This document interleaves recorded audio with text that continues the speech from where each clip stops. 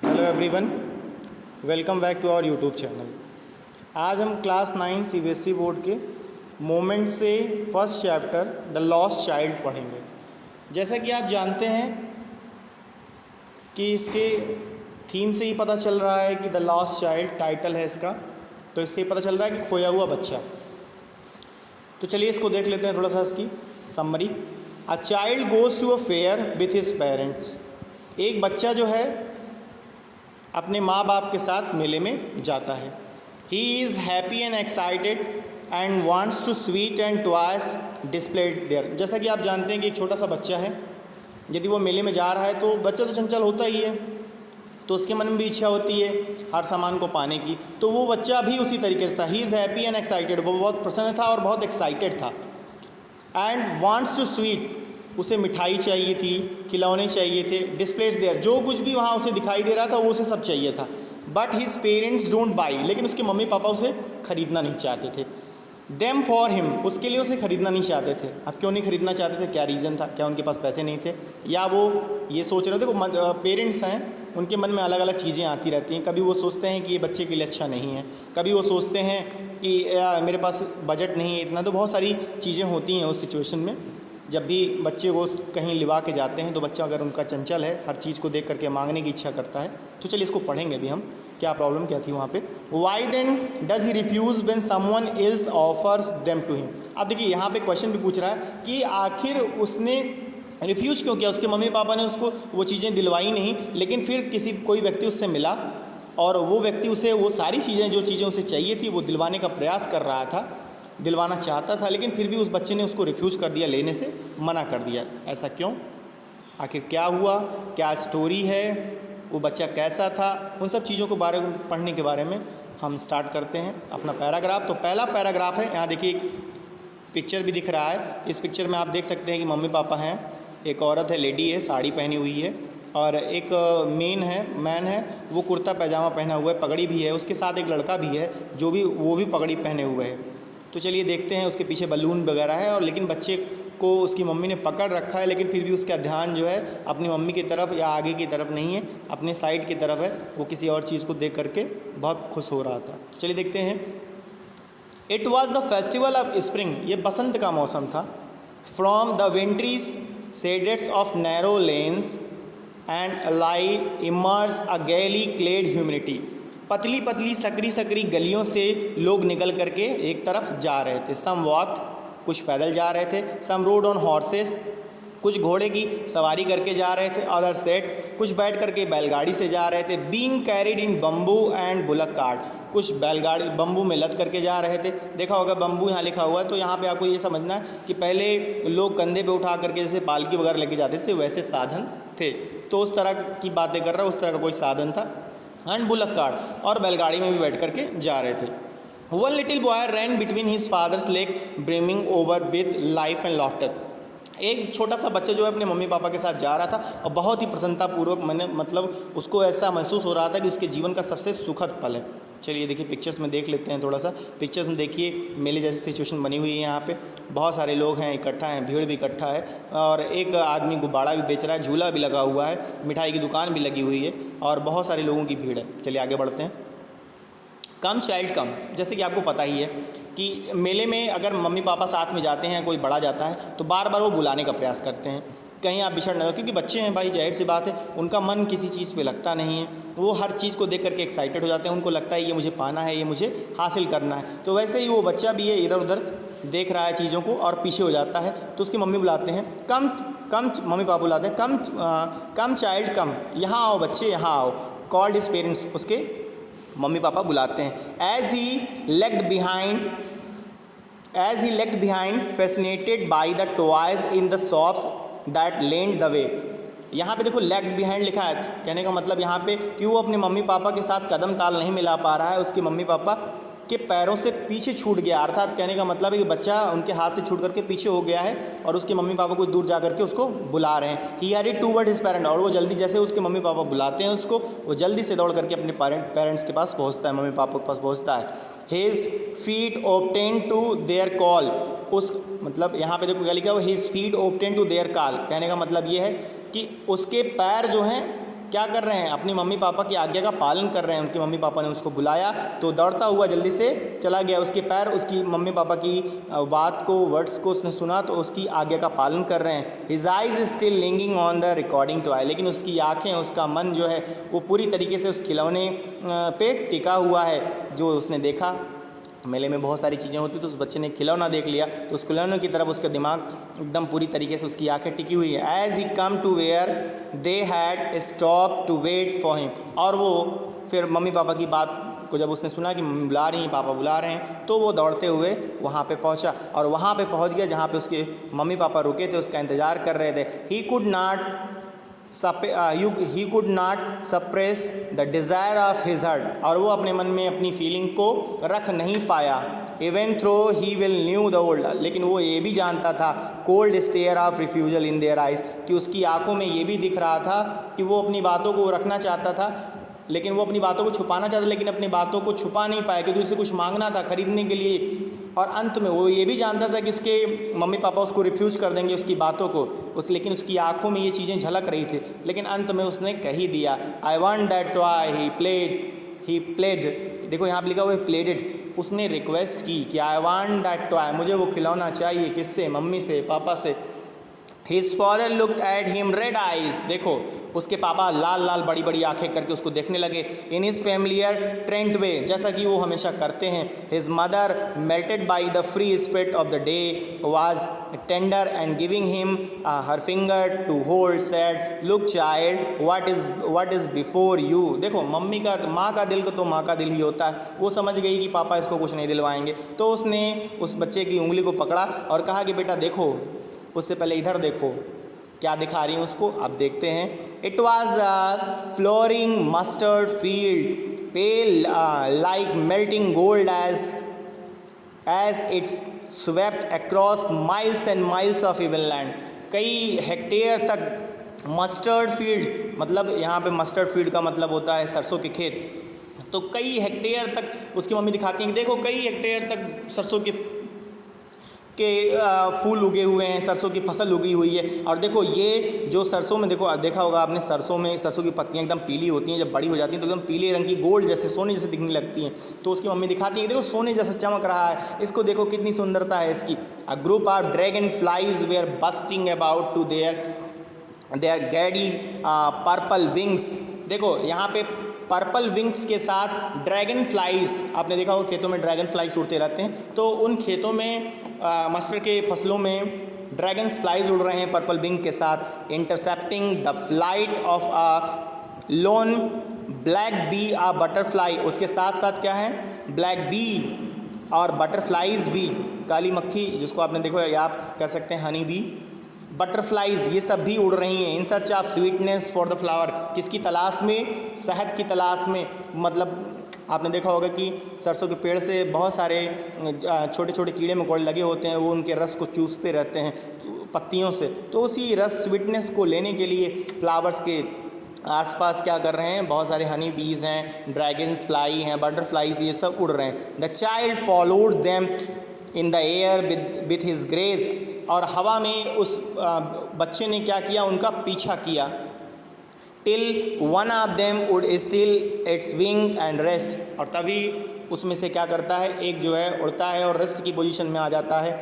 And he would try to catch it, और वो बच्चा क्या करता है, जो छोटा सा कीड़ा है या कह सकते हैं ड्रैगन फ्लाई है, उड़ता है और रुक जाता है, तो उसको पकड़ने के लिए उसकी तरफ बढ़ता है, but it would go fluttering, लेकिन फिर से वो उड़ने लगता है, फ्लेविंग करने लगता है अप इनटू द एयर, हवा में। When he had almost caught it, जैसे ही वो बच्चा, उसको लगता है कि मैंने लगभग इसको पकड़ लिया, इट इज़ हैंड, वो उसके हाथ से निकल जाता है। Then his mother gave a cautionary call, फिर उसकी मम्मी जो है कॉटनरी कॉल उसको बुलाती हैं, मतलब सामान तरीके से बुलाती हैं, कम चाइल्ड, यहाँ आओ बच्चे, यहाँ आओ, फिर बुलाती हैं कम ऑन द फुटपाथ। अब देखो यहाँ पे लिखा हुआ कम ऑन द फुटपाथ, तो फुटपाथ का मतलब होता है, आप ये समझ लो, फुटपाथ का मतलब होता है पैदल चलने वाला स्थान। तो यहाँ देखो यहाँ पे लिखा हुआ है कम ऑन द फुटपाथ, तो इससे ये समझ में आ रहा है कि वो बच्चा जो है फुटपाथ छोड़ करके खेत के आसपास चला गया था, इसलिए उसकी मम्मी इस तरह बुलाती हैं।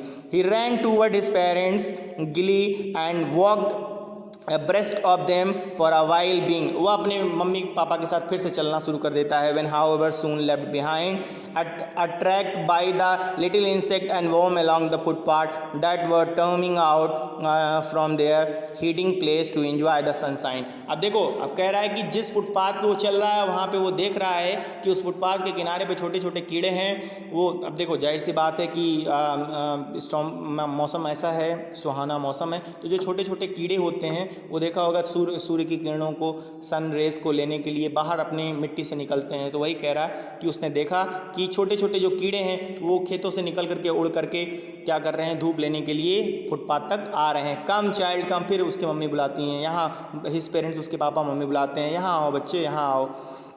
Called from the shade of the grove where they had seated themselves of the edges of a well. देखो, अब यहाँ पे ये बताने का प्रयास कर रहा है कि वो बच्चा फिर से देखने लगता है कि वो उसके मम्मी पापा आगे निकल जाते हैं. वो थोड़ा सा चंचल बच्चा है, इसको आपको समझना है कि बच्चे चंचल तो होते ही हैं. तो आपने देखा होगा कि वो क्या काम कर रहा है कि मैंने बताया जैसे कि वो जो कीड़े निकल रहे हैं, इंसेक्ट निकल रहे हैं, उनको उड़ते हुए देख रहा है, और देखते देखते उसका ध्यान अपने मम्मी पापा से हट जाता है और फिर वो उसी में मग्न हो जाता है, उसी को देखने लगता है, और उसके मम्मी पापा बहुत आगे निकल जाते हैं. तो जब उसके मम्मी पापा फिर से पीछे मुड़ करके देखते हैं, फिर बुलाते हैं, कम चाइल्ड, यहाँ आओ बच्चे, यहाँ आओ.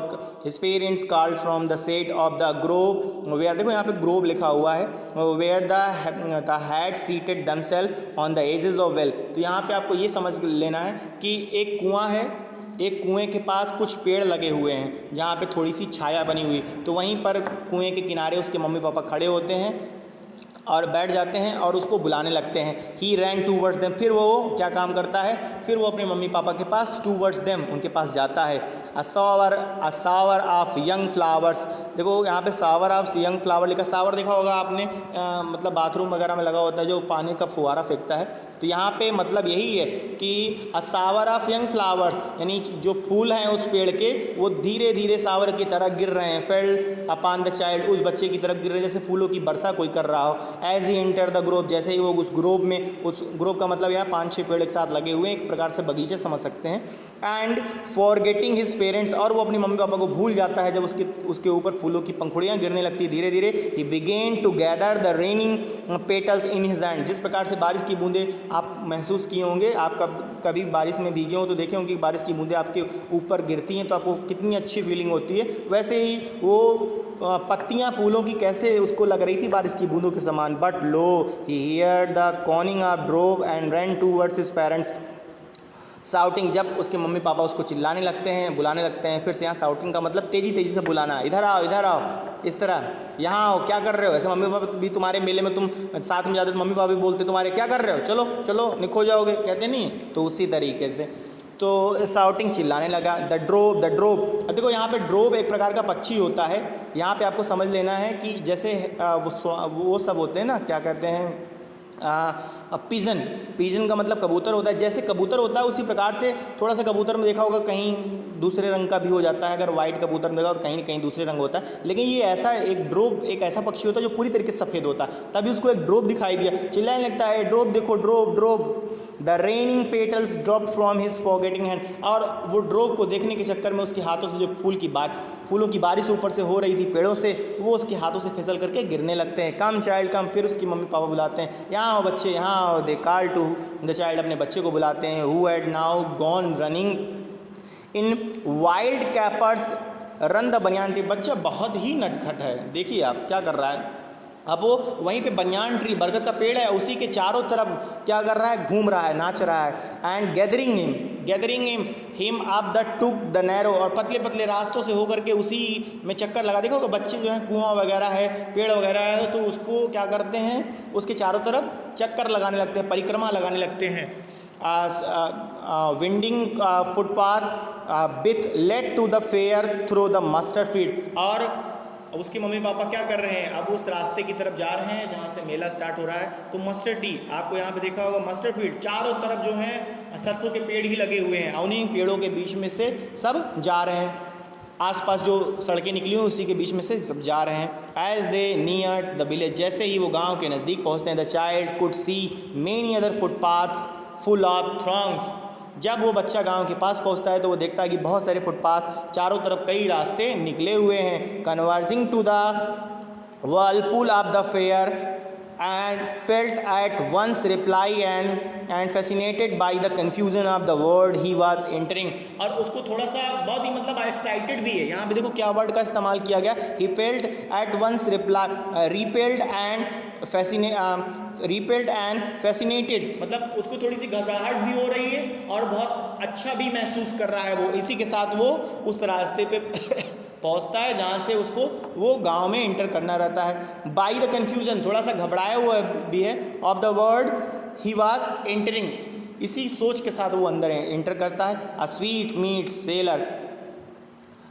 मीट सेलर हॉक्ड, तभी उसको एक मिठाई वाला चिल्लाते हुए सुनाई देता है, गुलाब जामुन ले लो, रसगुल्ला ले लो, बर्फ़ी ले लो, जलेबी ले लो, इस तरह बोलता है। कौन? Sweet seller. जैसे मेले में देखा होगा आपने कि एक स्वीट सेलर मिठाई वाले चिल्लाते रहते हैं, गुलाब जामुन ले लो, रसगुल्ला ले लो, बर्फ़ी ले लो, तो लोग सुनते हैं तो उसके पास आते हैं। As the corner of entrance, कहाँ पे? जैसे ही मेले के कॉर्नर में हम एंट्री करते हैं, वो एंट्री करता है। And a crowd press round his counter, और उसने देखा कि उसकी दुकान के चारों तरफ जो है, उसके काउंटर के चारों तरफ बहुत सारी भीड़ लगी हुई लोगों की मिठाई खरीदने की। एट द फुटपाथ, और फुटपाथ पर भी at the foot of an architecture of many coloured sweets. अब देखो ये कलाकारी होती है इन लोगों की, मिठाई वालों की। देखा होगा कि रंग बिरंगी मिठाइयाँ जो हैं एक बड़ी सी दुकान लगा देते हैं और उसी बिछा देते हैं, बहुत रंग बिरंगी मिठाइयाँ होती है लोगों को अपनी तरफ आकर्षित करने के लिए। तो वही कह रहा है, crowd pressed round his counter at the foot of an architecture, मतलब उसकी कलाकारी कैसी थी। उसने फुट, यहाँ पे देखा होगा कि आपने सीढ़ी दर सीढ़ी वो मिठाइयाँ लगाते हैं, तो बता रहा है कि मिठाई वाले की कलाकारी सब देख रहे हैं वहाँ पे। Foot of an architecture of many colour sweet, बहुत सारे रंग बिरंगी, मेनी कलर स्वीट मतलब रंग बिरंगी मिठाइयाँ लगी हुई हैं। डेकोरेटेड, सजाई गई हैं, with leaves of silver and gloss. कह रहा है कि देखा होगा कि तुम लोगों ने कि मिठाई के ऊपर जो महंगी मिठाइयाँ होती हैं उनके ऊपर चांदी की परत लगा देते हैं, तो यहाँ पे वही सिल्वर लीव्स लगी हुई हैं, चांदी की परतें लगी हुई हैं सभी मिठाइयों के ऊपर, जो अच्छी अच्छी मिठाइयाँ हैं। The child stand open eyes and his mouth watered for the barfi. अब देखो हर बच्चे की मिठाई की अलग अलग पसंद होती है, तो यहाँ बता रहा है कि उसकी आंखें खुली रह जाती है, कब? उसके मुंह में पानी तब आता है जब बर्फी देखता है। तो हर बच्चे को मीठा खाना बहुत पसंद होता है, 9th क्लास के बच्चे बहुत मीठा खाते हैं, आपको बताइए, ठीक है। तो उसमें आपको ये समझ लेना है कि उस बच्चे के मुंह में भी बहुत पानी आ गया कि अब नहीं, मुझे खाना ही है। Watered for the barfi that was his favourite sweet. अब देखो यहाँ लिखा भी है कि उसकी सबसे पसंदीदा मिठाई कौन सी थी? बर्फ़ी थी। आई वांट दैट बर्फ़ी, अपने मम्मी पापा से बोलता है, जैसे बच्चे चिल्लाते हैं वैसे वो भी चिल्ला रहा है, मुझे बर्फ़ी चाहिए, मुझे वह बर्फ़ी चाहिए। ही स्लोली मम्मड, धीरे से बोला, मतलब मुदमुदाते हुए, मुझे बर्फ़ी चाहिए, मुझे बर्फ़ी चाहिए।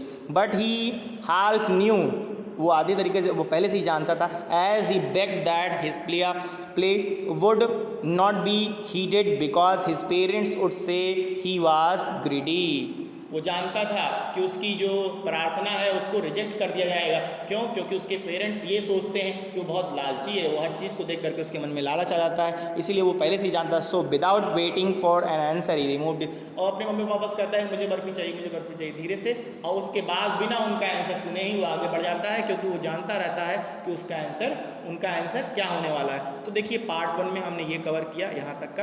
अब पार्ट 2 जब मैं लेके आऊँगा आपके लिए, तो उसमें हम इसके बाद का वीडियो देखेंगे। अब देखेंगे इसमें कि आखिर क्या होता है आगे ऐसी क्या सिचुएशन मिलती है, क्या उसके मम्मी पापा उसको मिठाई दिलाते हैं, क्या उसके मम्मी पापा उसको और चीज़ें भी दिलाते हैं जिसको मेले में ज़रूरत है या जो वो मेले में देखता है। तो इन सब चीज़ों को देखने के लिए हम इन सब चीज़ों को देखने के लिए हम आगे का वीडियो देखेंगे। आज के लिए इतना ही बस। Thank you very much. जय हिंद, जय भारत।